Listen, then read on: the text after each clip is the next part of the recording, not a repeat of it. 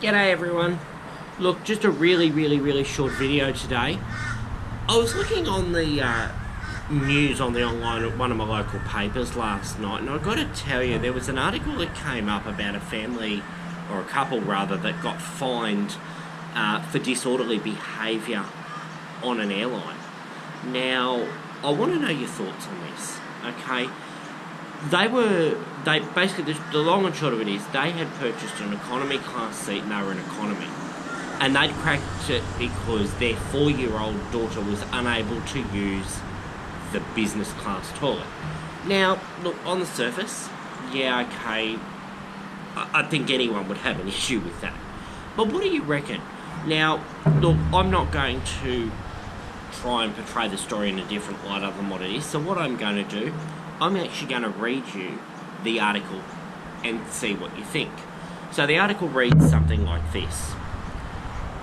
A couple who abused and swore at airline staff over several hours in a mid-air temper tantrum over a toilet during an international flight have been fined $1,300. Virgin economy class passengers Alexander and Nicole Thompson became upset when their 4-year-old was initially unable to use a business class toilet. But the swearing and abuse of staff by the New South Wales couple, who were flying from Vanuatu to Brisbane, continued long after the child had used a toilet, Brisbane Magistrates Court had heard. Commonwealth Prosecutor Holly Whiffen said that Mrs. Thompson even slapped one of the flight attendants on her arm during the January 5 flight.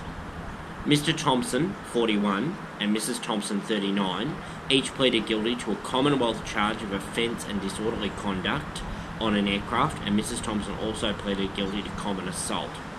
The court heard that one of the couple's children was previously allowed to use a business class toilet. Miss Whiffen said that the parents said after the parents were told their 4-year-old could not use the toilet because it was occupied by a business class passenger, they became abusive towards staff. The court heard the parents felt frustrated because their 4-year-old daughter had diarrhoea before the flight and they wanted to avoid her having a temper tantrum. However, the flight attendants were not told of this concern. The Thompsons' defence solicitor said that they accepted their behaviour as letting their frustration was inexcusable. Magistrate Judith Daly said that there were no extenuating circumstances to excuse the abusive behaviour that continued after the child was able to use the bathroom. This is an example where the abuse went on for a while, for the whole of the flight virtually, for some hours, Miss Daly said. She accepted that the Thompsons were worried about their daughter's condition, but if they had explained to staff the situation, might not have erupted as badly as it did.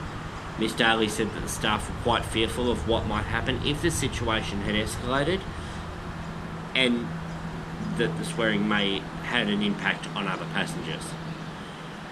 It's a contained area, so that when people disrupt you can't easily defuse it by calling police and no one can escape because you're all in the plane together, Miss Daly said. She said the couple showed a lack of respect to staff through their tone of voice and what was said. They swapped staff, they tried to do everything to appease you, and nothing did.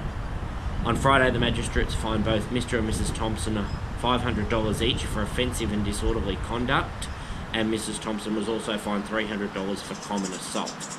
I should also mention I read this through the Gold Coast Bulletin, who have advised at the bottom of this article it was originally published as a couple fined over extended mid-air collision looks like through another source. Now, with that being said, the whole article having been read, what do you guys think? Look, I agree that there's no tolerance for abuse. Whether you're on an airline, whether you're in the community, it doesn't really matter if you ask me. But, I mean, what do you think? I mean, fair enough, they might have had their issues, they might have had their concerns about their daughter, but look, seriously, if I'm going to be brutally honest, a toilet's a toilet. Now, whether you're in business first or economy, we all know that the toilets aren't huge.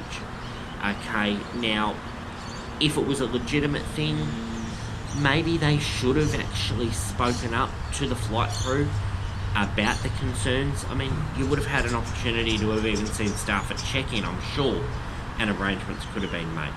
look, I don't know, but just reading that, I had to put a video up about it. I really did, because I just wanted to see if everyone else agreed that abuse is not right, okay? And they probably did overreact. I mean, once the child had used the bathroom, that should have been the end of it. I mean, I agree. We all have situations in this world we have to kick a fuss up a bit. 100% agree. But once the issue's dealt with, drop it and move forward. Life is too short to be dealing with that sort of stuff on and on and on and on. I mean, I've flown the Brisbane-Vanuatu and Vanuatu-Brisbane route a number of times. It's only 2 3/4 hours, so it's not even 3 hours long. You know, provided obviously there's no ground delays.